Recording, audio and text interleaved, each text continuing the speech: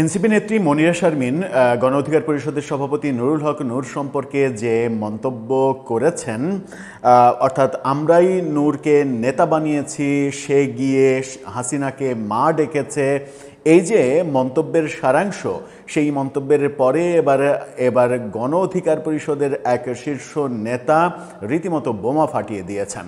মনিরা শারমিনের বিরুদ্ধে যে তথ্য তিনি প্রকাশ করলেন এবং মনিরা শারমিনের আওয়ামী লীগ সংশ্লিষ্টতা, তার পরিবারের আওয়ামী লীগ সংশ্লিষ্টতা যেটা তুলে আনলেন, সেটা ভয়ঙ্কর একটা ব্যাপার।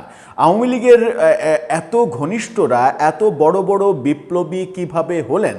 কারা করতো আসলে আওয়ামী লীগ? আওয়ামী লীগ কাদের দিয়ে দল পরিচালনা করিয়েছে, কাদের নেতাকর্মী বানিয়েছে এই বিগত প্রায় 15.5 বছরের শাসন আমলে, সেই চিত্রগুলো একের পর এক আমরা দেখছি। ওই ভিডিওতেই আমরা আলোচনা করেছিলাম যে নুরুল হক নূরকে যখন বলছেন হাসিনাকে মা ডেকেছে, তখন এনসিপির শীর্ষ নেতাদের যারা ছাত্রলীগ করেছে, বঙ্গবন্ধু শেখ হাসিনা বলতে বলতে মুখে ফেনা তুলেছে, তাদের ব্যাপারে কোনো মন্তব্য তিনি করছেন না।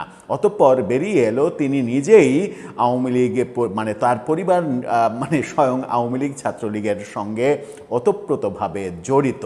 কোন চিত্র উঠে আসলো গণ অধিকার পরিষদের নেতার মাধ্যমে? চলুন একটু জেনে দেখি এই ভিডিওতে।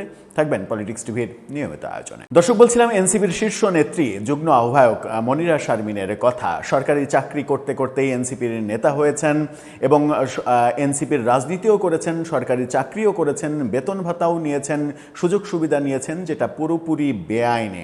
সেই তিনি গণ অধিকার পরিষদের নেতা এবং বর্তমান প্রতিমন্ত্রী নুরুল হক নূর নিয়ে যে মন্তব্য করেছেন, তারপরে খেপেছে গণ অধিকার পরিষদের নেতারা। এবার শীর্ষ এক নেতা সেই চিত্র তুলে আনলেন, যেখানে আমরা স্পষ্ট দেখতে পাচ্ছি তার এই মন্তব্য, ফেসবুক স্ট্যাটাস যদি সত্য হয়, তাহলে মনিরা শারমিন নিজেই আওয়ামী পরিবারের লোক। এই শিরোনামটা দেখে নিন কাল বেলার। সেখানে বলছে, এনসিপি নেত্রী মনিরাকে নিয়ে বিস্ফোরক মন্তব্য গণ অধিকার নেতার। বিস্ফোরক মন্তব্য করেছেন গণ অধিকার পরিষদের উচ্চতর পরিষদ সদস্য ও গণমাধ্যম সমন্বয়ক আবু হানিফ। তিনি বলেছেন, কথিত আছে মনিরা শারমিন এক ছাত্রলীগ নেতাকে বিয়ে করে সরকারি চাকরি নিয়েছিলেন। ছাত্রলীগ নেতাকে বিয়ে করেছিলেন তিনি বিশ্ববিদ্যালয়ে থাকা অবস্থায় কিংবা তারপরে, সেটা সরকারি চাকরি পাওয়ার জন্য আওয়ামী লীগের আমলে।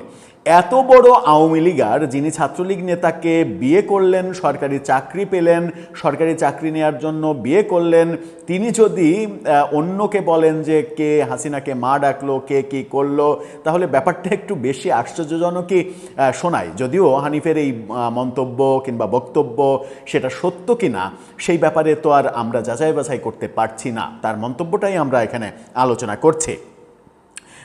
গত রাতে এক ফেসবুক পোস্টে তিনি এই কথা লিখেছেন, মনিরা শারমিন আমাদের সঙ্গে 2018 সালে কিছুদিন আন্দোলন সংগ্রামে ছিলেন, এরপর ক্যারিয়ার মুখ্য হয়ে ওঠে তার কাছে। কথিত আছে ছাত্রলীগ নেতাকে বিয়ে করে সরকারি চাকরি বাকরি নিয়েছিলেন মনিরা শারমিন। এরপর আর অন্যায় অনিয়মের বিরুদ্ধে প্রতিবাদ করতে দেখা যায়নি তাকে। জুলাই অভ্যুত্থানের শেষ দিকে এসে অনেকটা হাজিরা দিয়েই বড় নেত্রী বনে গেছেন তিনি।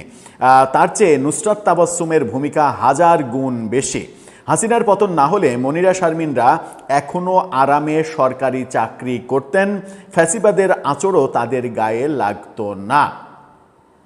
কি ভয়ঙ্কর মন্তব্য! অর্থাৎ যদি সরকার পরিবর্তন না হতো, মনিরা শারমিন চাকরি ছাড়তেন না, সরকারি চাকরি, লোভনীয় চাকরি করছিলেন এবং সেই চাকরি তিনি সদর্পে করে যেতেন, তার কোনো ক্ষতি হতো না। ক্ষতি হতো যারা জুলাই আন্দোলনে সম্মুখ সারিতে নেতৃত্ব দিয়েছেন কিংবা যারা অনেক বেশি, যাদের গায়ে রং আছে, তারা ক্ষতিগ্রস্ত হতেন। মনিরা শারমিনদের কিছুই হতো না।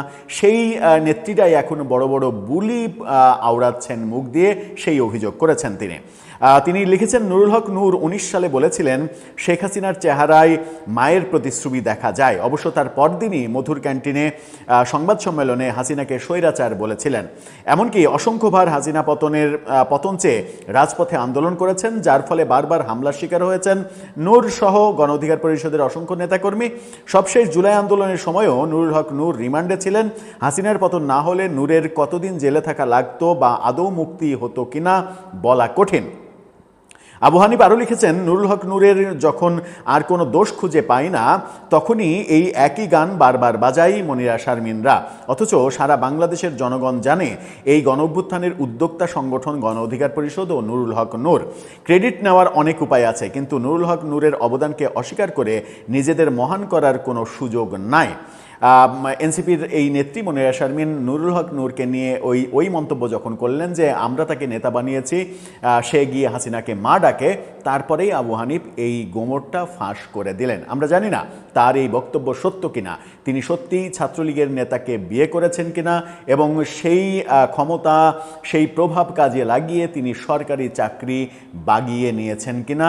যে সরকারি চাকরি প্রথমে কুষ্টিয়াতে করতেন, তারপরে ঢাকায় ট্রান্সফার নিয়ে এসেছিলেন জুলাই আন্দোলনের মধ্যেই, এবং সেই মানে চাকরিরত অবস্থাতেই এনসিপির নেতা হয়েছেন, এবং যখন সংবাদপত্রে নিউজ বেরোলো যে তিনি সরকারি চাকরি করতে করতে এনসিপির নেতা হয়েছেন, তখন তিনি তড়িঘড়ি করে চাকরি ছেড়ে দিয়েছেন।